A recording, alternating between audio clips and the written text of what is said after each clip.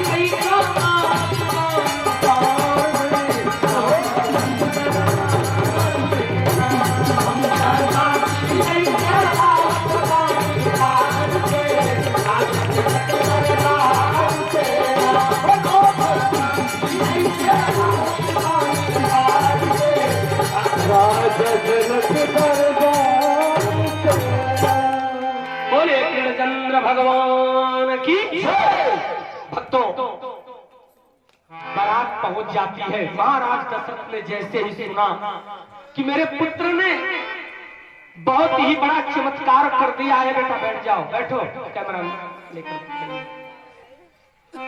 जैसे ही सुना मेरे पुत्र ने बहुत बड़ा चमत्कार कर दिया है, सारे प्रवासियों के लिए आदेश जारी कर दिया, सब नए कपड़े बनवाओ, तुरंत बारात प्रस्थान करेगी।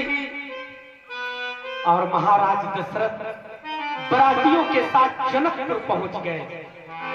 जनकपुर में बरातियों का स्वागत कैसे हो रहा है? आज 56 प्रकार के व्यंजन बनाए गए हैं जनक जी के द्वारा। द्वार पूजन का कार्यक्रम संपन्न हुआ।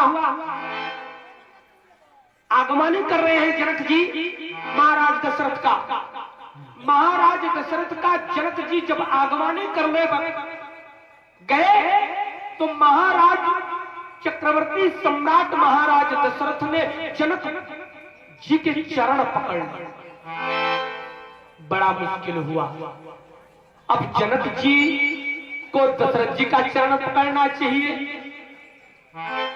लेकिन महाराज दशरथ ने जनक जी का चरण पकड़ लिया। जनक जी उठा लेते हैं, नहीं प्रभु, आप वर के पिता हैं, आप श्रेष्ठ हैं। कहा नहीं, मैं दान को लेने वाला हूं और आप दान देने वाले हैं। दान देने वाला श्रेष्ठ होता है, दान देने वाला सदैव नीचे रहता है। ऐसी बाणी सुनकर जनक जी गदगद हो गए। यज्ञ वेदी का निर्माण कराया जा रहा है, उधर भोजन की व्यवस्था। बहुत दिनों के बाद महाराज दशरथ राम और लखन को पाए हुए हैं। वहां की सखियां राम और लखन को महाराज दशरथ के पास जाने ही नहीं दे रही हैं और महाराज दशरथ व्याकुल हैं। किसी तरह भोजन के बहाने उन्होंने कहा, देखो भैया, जब तक मेरे पुत्र मेरे पास नहीं आए मैं भोजन नहीं करूंगा।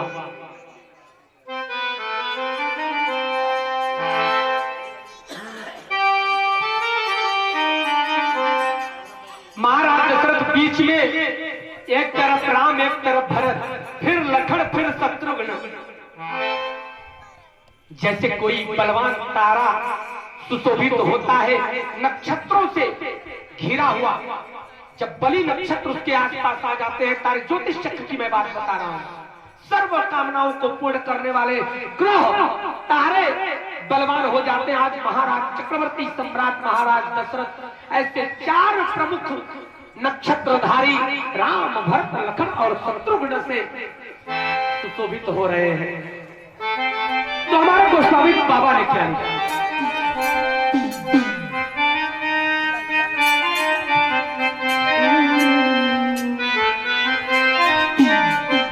तुलसीदास बाबा का कलम चल गया तो क्या लिख रहे हैं?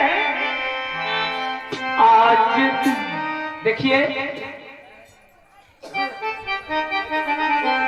ये गाया गया है सुनैना और जानकी जी की सखियों के द्वारा। लिखा है गोस्वामी तुलसीदास बाबा ने, आज थाली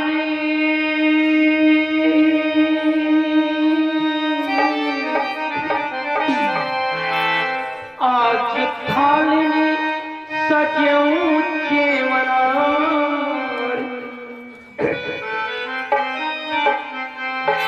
आज थाली सज्जों जेवना जेव राम लला। आज थाली सज्जों जेवना जेव राम लला। आज थाली सज्जों जेवना जेव राम लला। आज थाली सज्जों जेवना जेव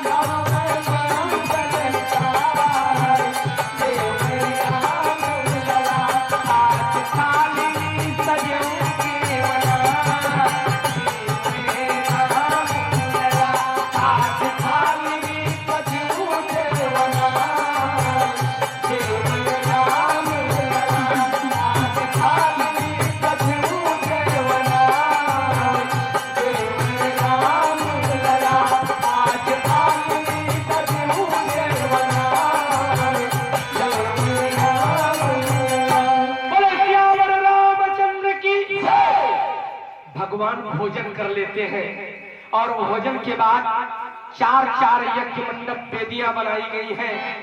एक पर राम सीता के साथ, एक पर भरत मांडवी के साथ, उर्मिला के साथ लखन और श्रुतकीर्ति के साथ शत्रुघ्न जी विवाह मंडप में विराजे। आज ग्रह नक्षत्र देवगण सब प्रत्यक्ष पूजा ले वही। आज सारे देवता प्रत्यक्ष आकर पूजा ग्रहण कर रहे हैं। भक्तों, पूजा अर्थात विवाह संपन्न हो गया।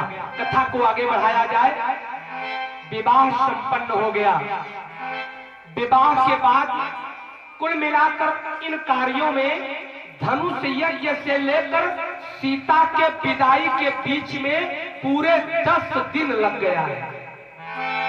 राम जी 10 दिन रुक गए और 10 दिनों में जनकपुर वासियों के हो गए राम जी।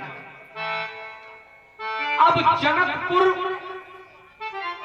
कि कोई भी स्त्री पुरुष राम जी को जाने नहीं देना चाहता, कहता है आप जाओ नहीं, लेकिन अब तो जाना है क्योंकि पिताजी आए हैं लेने के लिए।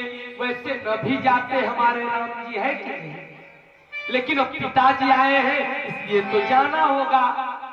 अर्थात जानकी जी, मांडवी, श्रुतकीर्ति और उर्मिला की विदाई हो जाती है। ध्यान देना, जब लड़की की विदाई हो जाती है तो अपने यहाँ की भी प्रथा है ना कि लड़का आंगन में आता है। तो लड़का आंगन में आया, राम जी आंगन में गए। जब आंगन में पहुंचे तो वहां पर सखियां रो रही हैं। उनके आंखों से आंसू गिरना बंद ही नहीं हो रहा है। राम जी सखियों को देखे तो उनका भी मन गदगद हो गया। प्रेम के वशीभूत भगवान राम सखियों के मन की व्यथा को जानते थे। सखियां हाथ जोड़कर, कांपती हुई सखियां राम जी से बोली कि आप राजकुमार हो, सुना है आपके पिता चक्रवर्ती सम्राट हैं, तो खाने को तो कम होगा नहीं, हम लोगों को भी लेते चलो। जो 150 है हम लोग लेते चलो। हम लोग कोई अधिकार नहीं जमाएंगे, केवल भोजन करेंगे, आपका दर्शन करेंगे और अपनी जानकी की सेवा करेंगे, मन बहलाएंगे। क्या बात है। सेवा ये है, किशोर ब्रह्म से प्रार्थना। किशोर ब्रह्म से अगर किशोर ब्रह्म को किसी ने अगर अपने मन में बसाया तो हमारे जनकपुर की सखियों ने बसाया। वाह, क्या भाव दिया हुआ है कवि ने। आज सखियां रोकर आज किस प्रकार से निवेदन कर रही है राम जी से। धन्य हो। देखिए, हमारे राम जी की ससुराल जनकपुर में, जनकपुर माने बिहार, और बिहार में दामाद को पाहुन कहा जाता है, पहुना। तो रोती हुई सखियां दामाद जी से, जीजा जी से अपने क्या कह रही है।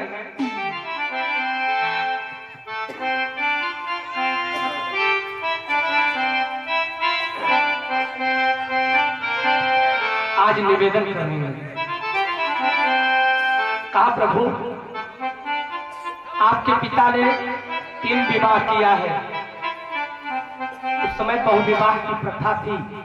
राम जी ने धर्म की स्थापना करी। राम का जीवन हमारे लिए आदरणीय है क्योंकि एक पत्नी व्रतधारी है। उनका जीवन हमारे लिए आदरणीय है क्योंकि वो एक नारी व्रतधारी है। पर स्त्री को कभी अपने आंखों से नहीं देखा, देखा तो माँ और बहन की दृष्टि से देखा। इसलिए हे माताओं, राम की पूजा करना। और राम की पूजा कौन करता है? शिव करता है। इसीलिए शायद हमारी माताएं बहनें शिव जैसा पति चाहती हैं। शिव भी पार्वती के सिवा दूसरी पत्नी स्वप्न में भी नहीं सोचे। आइए, ऐसे राम से विनय कर रही है उस किशोर ब्रह्म से हमारे जनकपुर की नारियां।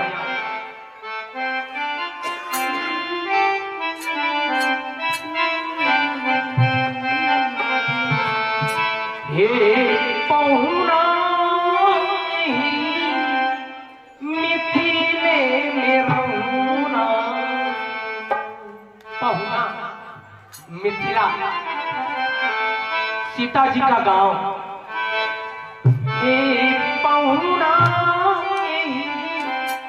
सखियां राम जी के सामने आंसू गिराते हुए विनय क्या करी हुई है, हम आपके सामने रखने जा रहे हैं। पहुना मिथिले मेरा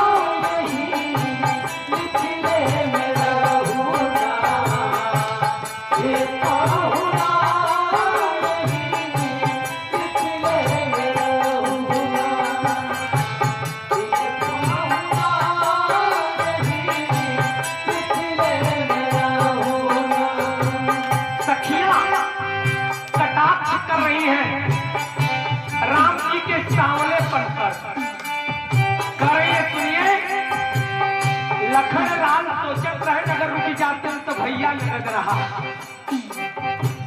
सखियों ने कहा अगर तू लोग जावा चाहे तो चला जा।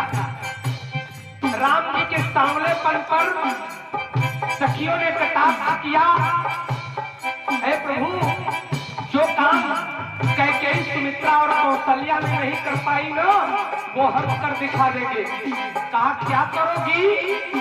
तो कह रहे हैं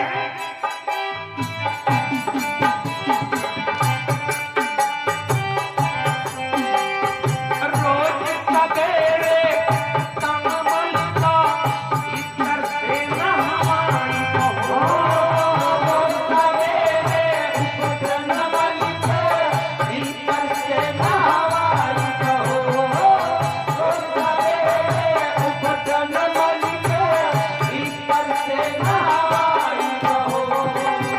एक महीना के भीतर करिया से और बनाई कहो, एक महीना के भीतर करिया से और बनाई कहो, एक महीना के भीतर करिया से और बनाई कहो।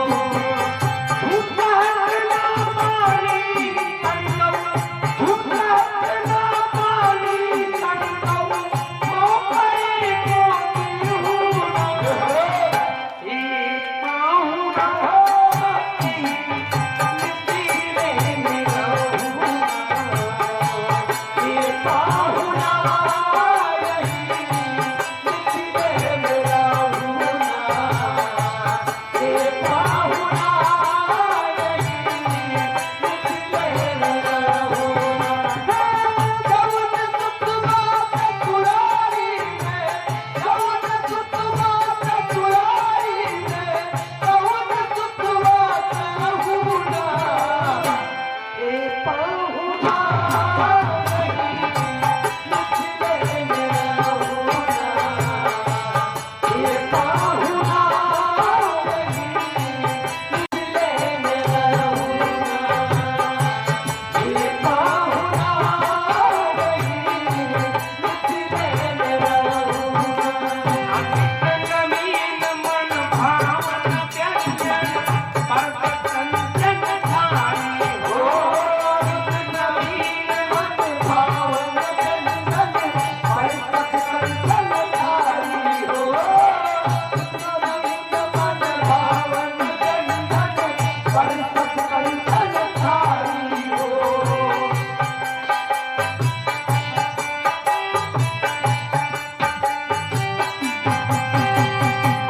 साधु की बड़ी प्यारी सुनी सारी सरहद पैकारी हो, साधु की बड़ी प्यारी सुनी सारी सरहद पैकारी हो, साधु की बड़ी प्यारी सुनी सारी सरहद पैकारी हो। बार बार हम करब चिरौरी, बार बार हम करब चिरौरी, और कचहू रेहू न हो, ए पाहुना यही मिट्टी में रहो, ए पाहुना यही मिट्टी में रहूं ना, ए पाहुना यही मिट्टी में रहूं ना। सुतवा ससुरारी में, जौन सुतवा ससुरारी में, जौन सुतवा रहूं ना, ए पाहुना मिट्टी में रहूं ना, ए पाहुना यही मिट्टी में रहूं ना। ध्यान दीजिएगा, कभी भी अपने इष्ट से जबरदस्ती मत करना। इस बात की शिक्षा हम लोगों को सखियों से लेना चाहिए। सखियां हाथ जोड़कर कहती है कि प्रभु चाहो तो ले चलो या यही रुक जाओ, अगर नहीं भी लेके जाना चाहती तो कोई बात नहीं है। प्रार्थना कर रही हूँ हमरे की हो रघुनंदन से माया न मानो हो, हमरी हो रघुनंदन से माया न मानो हो, हमरी हो रघुनंदन से माया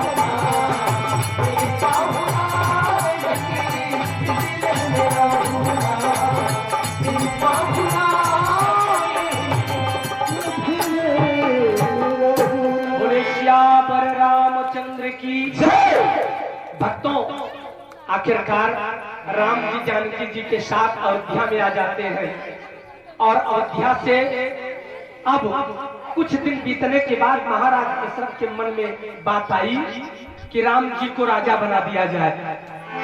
आप लोग जानते हैं आदौ राम तपोवनाधिवनम हत्वा मृगम कांचनम वैदेही हरणम जटायुमरणम सुग्रीव संधारणम बाली निग्रहणम समुद्रतरम लंकापुरी दाहनम पश्चात रावण कुंभकर्णम एक श्लोकी रामायण के प्रमुख अंश राम के जीवन का दूसरा प्रहर भक्तवृंदो या यूं कह लीजिए तीसरा प्रहर। पहला पैदा हुए बाल लीलाएं की अयोध्या पुरवासियों सहित कौशल्या और माताओं को आनंद दिया। दूसरे प्रहर में ताड़ुका वध एवं जनकपुर के वासियों का किशोर ब्रह्म बन करके आनंद दिया। तीसरे प्रहर में अब हम तपस्वी ब्रह्म, तीसरा भक्तवृंदों तपस्वी ब्रह्म का दर्शन कराने जा रहे हैं। राम जी को जब वनगमन हो जाता है तो राम जी सर्वप्रथम अयोध्या से सई को पार करते हुए प्रतापगढ़, और उस समय प्रतापगढ़ हमारे प्रयागराज का ही अंश था। प्रतापगढ़ से श्रृंगवेरपुर और श्रृंगवेरपुर से भरद्वाज मुनि के पास आए थे। भक्तों, मेरे इस बात को बताने का मात्र एक कारण, तपस्वी ब्रह्म ने रावण का उद्धार किया। तपस्वी ब्रह्म ने, किशोर ब्रह्म ने जनकपुर की युवतियों सहित वहां के समस्त जनकपुरवासियों के मन को मोह लिया। चाहे बाल ब्रह्म अगर अयोध्या पुरवासियों के मन को मोहा, तो किशोर ब्रह्म ने जनकपुरवासियों के मन को मोहा, और तपस्वी ब्रह्म ने प्रयागराज के वासियों का मन मोहा था। हमारे आज मैं तीनों ब्रह्मों का दर्शन करा रहा हूं। अभी तक मैंने बाल ब्रह्म का भी दर्शन कराया, किशोर ब्रह्म का भी दर्शन कराया, और अब जाकर तपस्वी ब्रह्म का दर्शन कराने जा रहा हूं, जो ब्रह्म चित्रकूट में 12 वर्ष रहा था।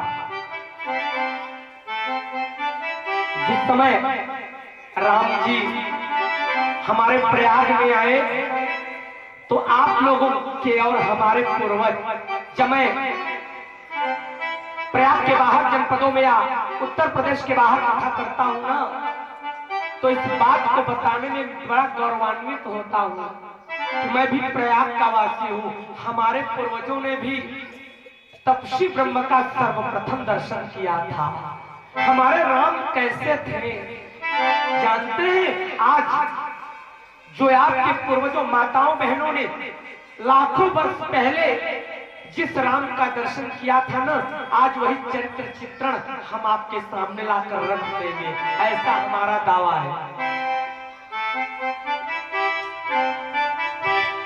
राम जी आगे आगे राम, बीच में जानकी जी और सबसे पीछे लखन भैया। प्रयाग में जब हाथ में धनुष लेकर चले जा रहे हैं और यहाँ तक घूंघट किए हुए हमारी जानकी जा रही है।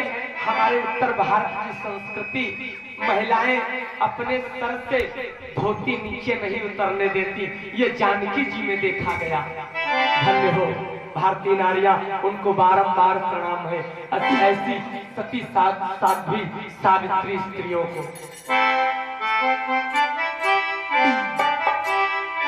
हमारे पूर्वजों ने जब राम, सीता और लक्ष्मण को देखा तो उनके आंखों से आंसू गिरने लगा। बड़े भावुक है हमारे पूर्वज, वो रोने लगे। वो पहचान नहीं पा रहे, क्योंकि पढ़े लिखे नहीं रहे होंगे बेचारे, क्या जाने ये कौन है, नहीं पहचाना। जब नहीं पहचानता तो क्या कह रहे हैं, उनकी वाणी सुनिए। हमारे पूर्वजों ने राम लखन सीता को देखकर क्या कहा था।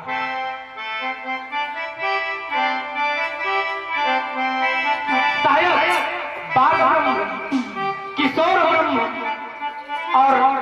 तपस्वी ब्रह्म में सबसे सुंदर मैं मानता हूँ तपस्वी ब्रह्म को, इसीलिए क्योंकि मेरे पूर्वजों ने दर्शन किया हुआ है।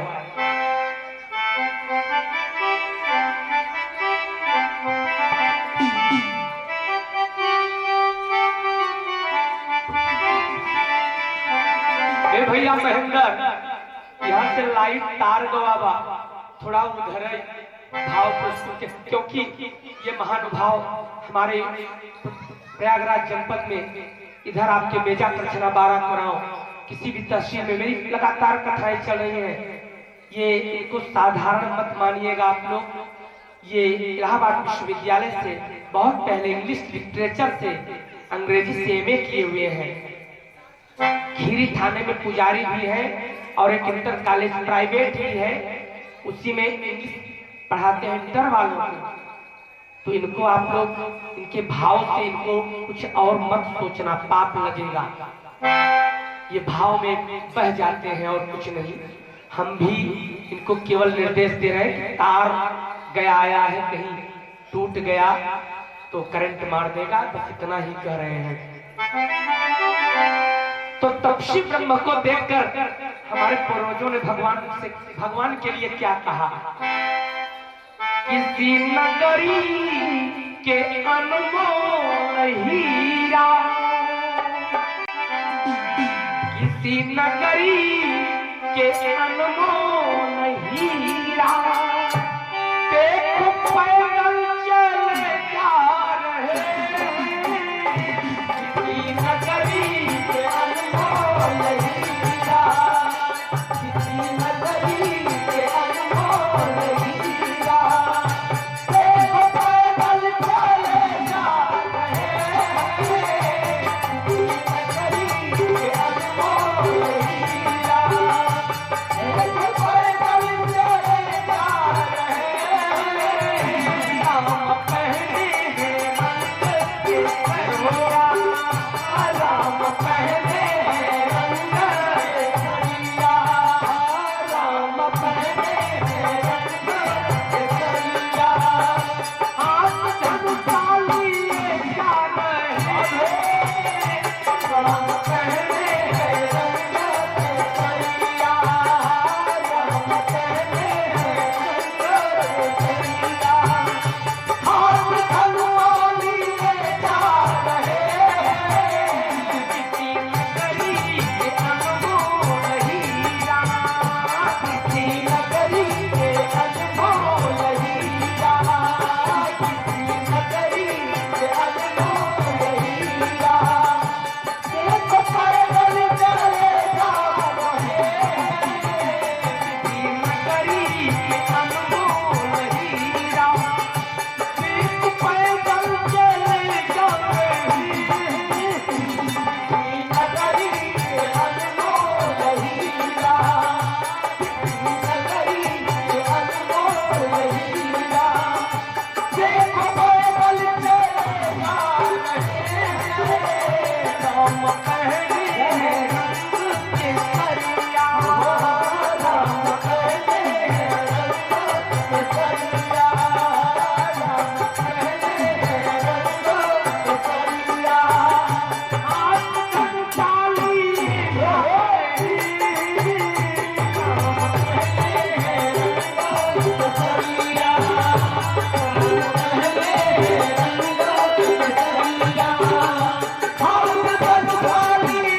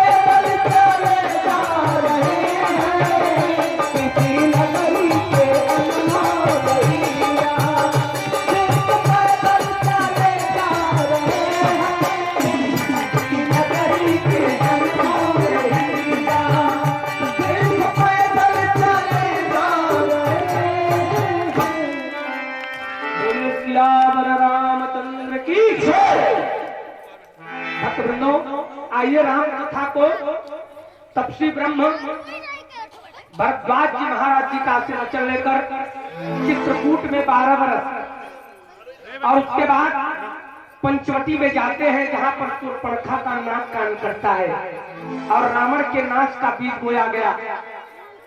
आदौ राम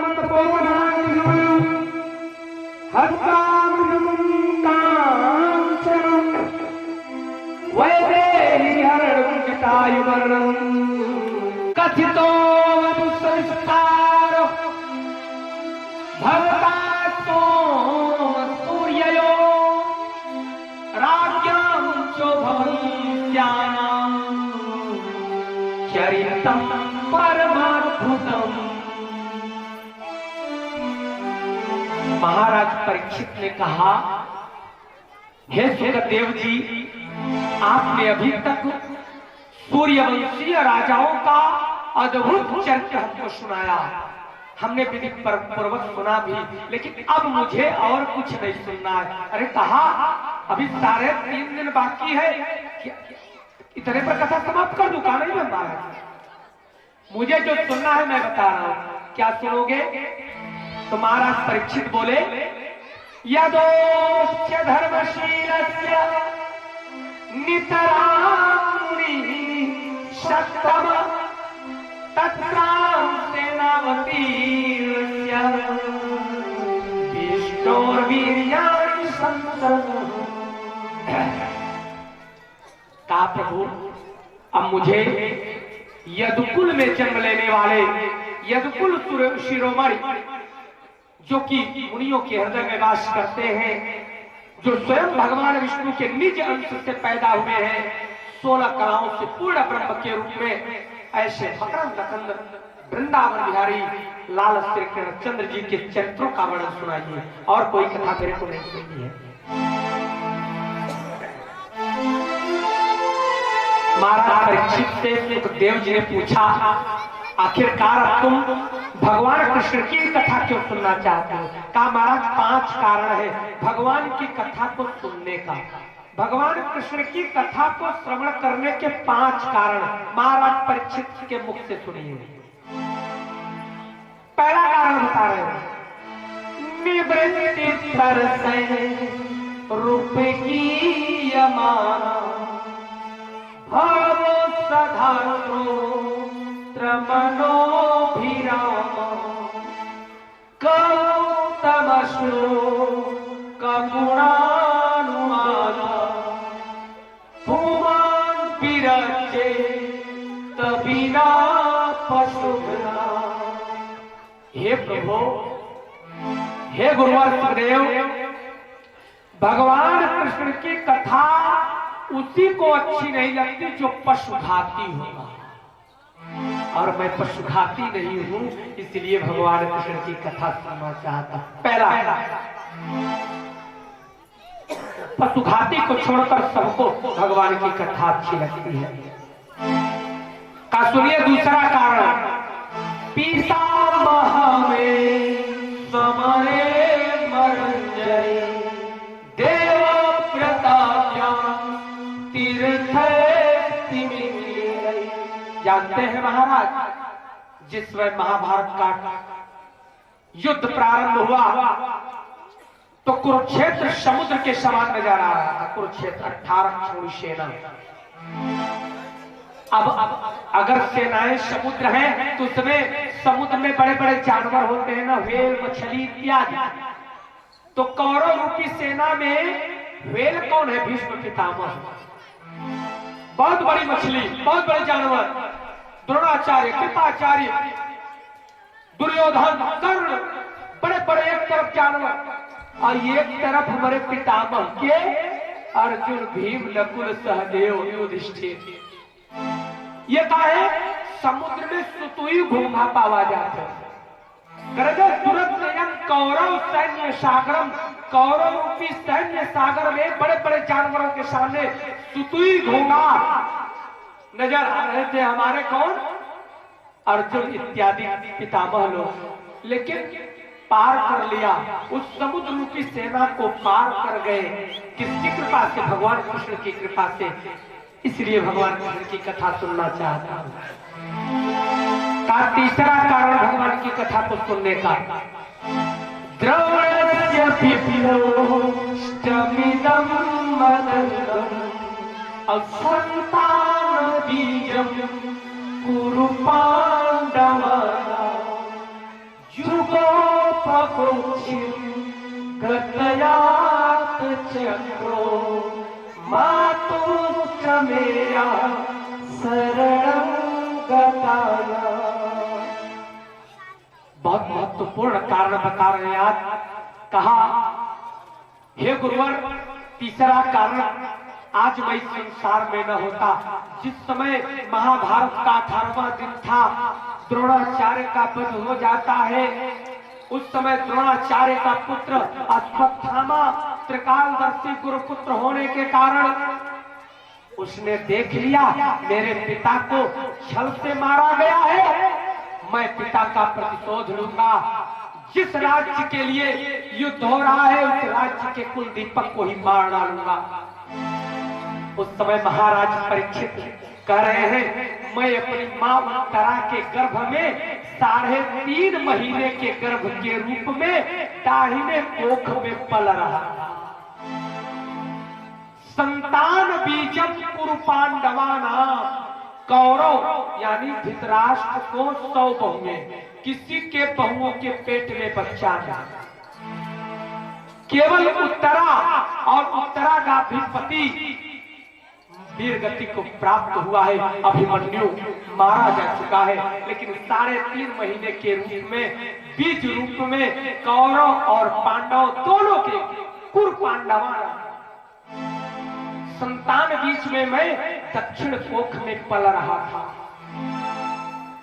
और अश्वत्थामा ने क्या किया, ब्रह्मास्त्र चला दिया कि मेरे पिता को मारा है, मैं कुल दीपक को ही नष्ट कर देता हूं। और ब्रह्मास्त्र मेरी मां के गर्भ को जलाने लगा। जब मेरी मां का गर्भ जलने लगा, असह्य पीड़ा होने लगी, तो मेरी मां तुरंत भगवान के शरण में चली गई। कैसे, युगोपगोक्षिं गतयात् चक्रो मातुश्च मेया शरणं गताया। मेरी मां भगवान के शरणागति हो गई कि हे प्रभु, आपने मेरी दादी द्रौपदी की लाज बचाई, ग्रह से ग्रसित हुए गजराज की जान बचाई। आज मैं भी आपके शरणागति हूं प्रभु, आज मेरे भी गर्भ की रक्षा करो। कहते हैं इस प्रसंग को श्रवण कर लेने के बाद जिन माताओं का गर्भ 4.5 महीने के अंदर का अनायास ही गर्भपात हो जाता है, जिनकी कुंडली में, जिन बहनों की कुंडली में ज्योतिष शास्त्र के अनुसार गर्भ क्षीण योग है वो समाप्त हो जाता है। जिनका संतान आने के बाद अनायास 3.5 महीने 4 महीने के अंदर गर्भपात हो जाए, 2 महीने 1.5 महीने 3.5 महीने, तो इस प्रसंग को श्रवण कर लेने से कहते हैं ऐसे ग्रहों से आप बच सकते हैं। कहा महाराज, ये कारण है, बहुत महत्वपूर्ण कारण। कहा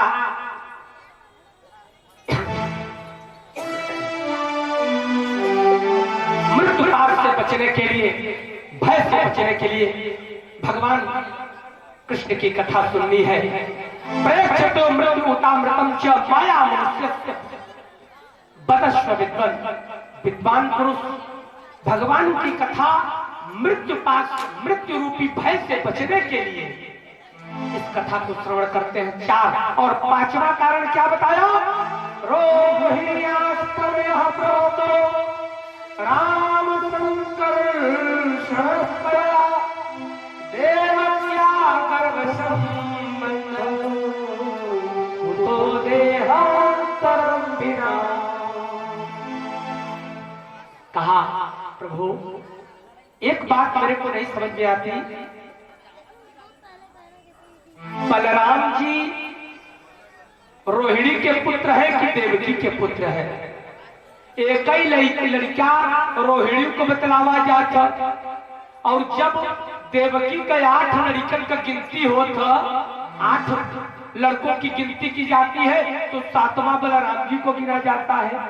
अब ये बताइए, देवक्या कर्म संबंध कुतो देहांतरम, बिना शरीर परिवर्तन किए एक ही लड़का दुई महतारी के कैसे हुए? महाराज इस सारी वृत्तांत हमें विधि पूर्वक सुनाइए आप। कहा जरूर सुना रहा हूं। महाराज परीक्षित की बात सुनकर सुखदेव जी प्रसन्न चित्त होकर कथा सुना रहे हैं। क्या कह रहे हैं? सम्यक व्यवस्थिता बुद्धि तव राजर्षि सत्तम वासुदेव कथायां ते यज्ञाता नैष्ठिकी रति। एक चीज बताइए, जब मृत्यु से निकट आता है तो डर लगता है कि आनंद आता है? ईमानदारी से बताइएगा। आज आश्चर्य हो रहा है, अब केवल 3.5 दिन बाद महाराज परीक्षित मरने वाले हैं। मृत्यु केवल 3.5 दिन और अब आनंद वाला समय रात पहुंचाया जाएगा। तो आज परीक्षित महाराज जिससे सुखदेव जी बोले, आज बड़ा ही तुम्हारी बुद्धि ठिकाने लग गई है, जो कि भगवान कृष्ण की कथा सुनने का तेरा मन कर रहा है। वृद्धावस्था में भगवान की कथा को सुनने का मन कर ले, ये तो बड़ी सुंदर बात है। आप सिया राम जी अगर भगवान की कथा को श्रवण कर रहे हैं तो निश्चित रूप से इनका कल्याण होने वाला है। का भगवान की कथा से 3 लोग पवित्र होते हैं। वासुदेव कथा पुरुषां स्त्री पुनाति वक्तारं पृच्छकं श्रोतिं यत्पादं सलिलं यथा। भगवान कृष्ण की कथा से 3 लोग पवित्र होते हैं, पुरुष स्त्री शब्द। राम कथा में केवल 2 लोगों को स्थान मिला, श्रोता वक्ता ज्ञान निधि कथा राम कई गूढ़। लेकिन भगवान कृष्ण की कथा में क्या मिला जानते हैं? वक्तारम पृच्छकम श्रोतिम, भगवान की कथा को कहने वाला, भगवान की कथा सुनने वाला और भगवान की कथा में प्रश्न करने वाला, तीनों को मुक्ति दी गई। तीनों मोक्ष के भागीदार बने। और सुनाना शुरू कर दिया। कहा एक बार की बात है राजन, पृथ्वी माता बड़े बड़े आतताई राजाओं, कंस इत्यादि, जरासंध इत्यादि के राजाओं से पीड़ित होकर गाय का रूप पकड़कर ब्रह्मा जी के पास गई और ब्रह्मा जी से निवेदन करी कि हे ब्रह्मा, आप अपनी सृष्टि को रोक दीजिए, वरना मैं कुछ समय में प्रलय मचा दूंगी, मैं डूब जाऊंगी। ब्रह्मा जी ने कहा देखो, न तो मैं अपनी सृष्टि को रोक सकता हूं रचना, और न तो तुम्हारे इन आतताई दैत्यों को मारने में ही समर्थमान हूं। चलो संहार करता तो भगवान शिव है। गौ रूपी पृथ्वी को लेकर ब्रह्मा जी शंकर जी के पास जाते हैं। शंकर जी से निवेदन करते हैं आप तो संहार करता हो, एक काम करो प्रभु,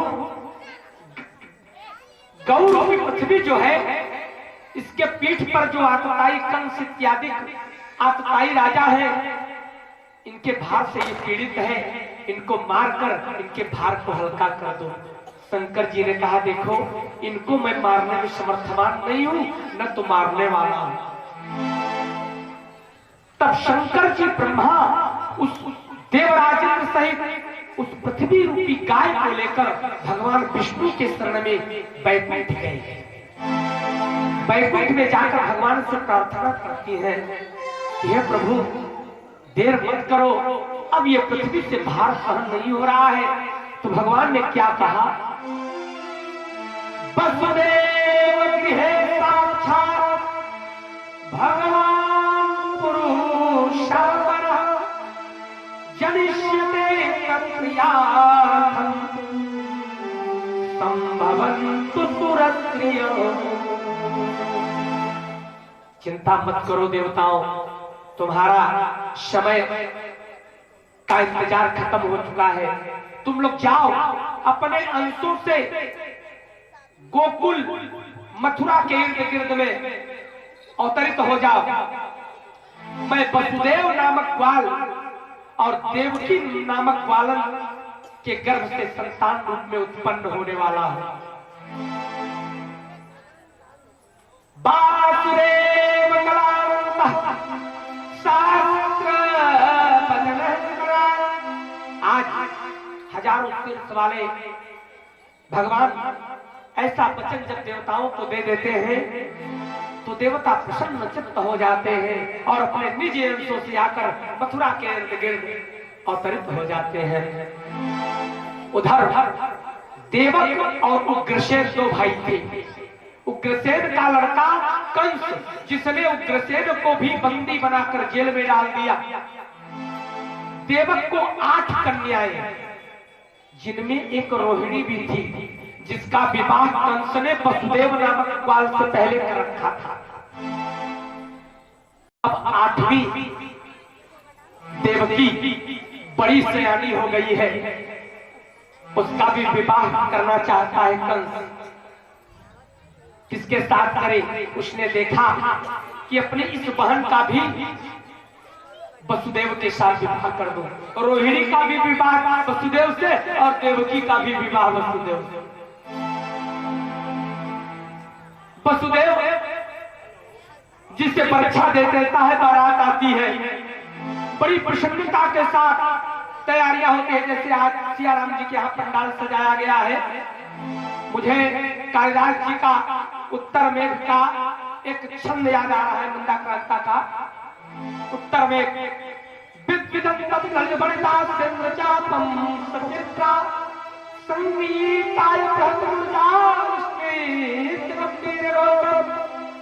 अंतस्तोयं मणिमय भुवनं ब्रह्मलियात्रः प्रासादास्तुमितुम्बलम्।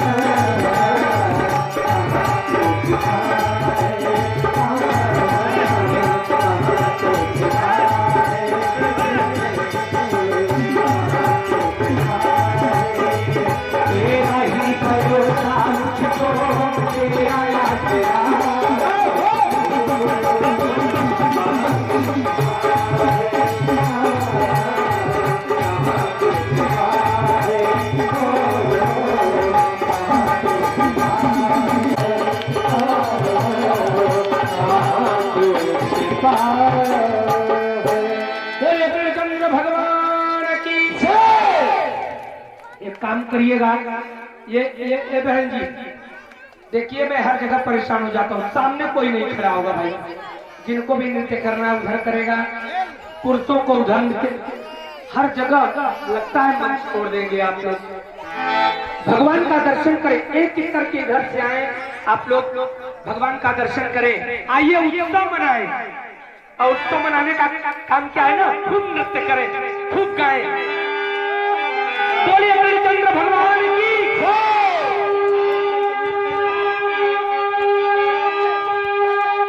जब देवता लोग स्तुति इस प्रकार से कर देते हैं ना, तो भगवान प्रकट हो जाते हैं। बोलिए हरिश्चंद्र भगवान की।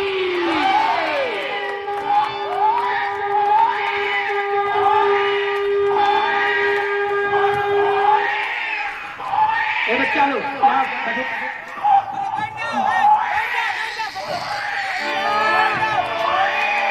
सभी बैठ जाए भाई, आइए भगवान प्रकट हो गए हैं।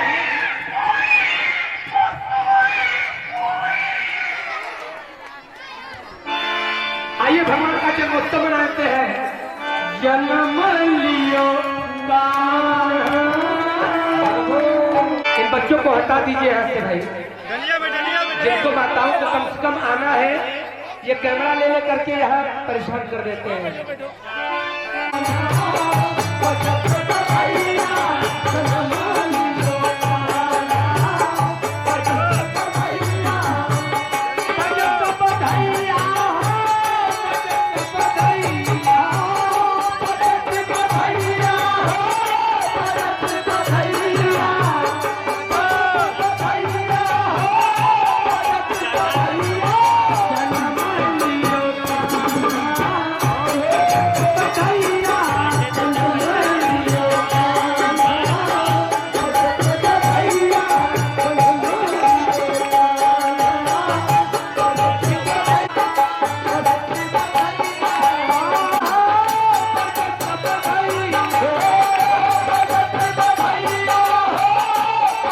साउंड से मैं सुनता हूँ, खुद सुनता हूँ, नहीं बैठूंगी,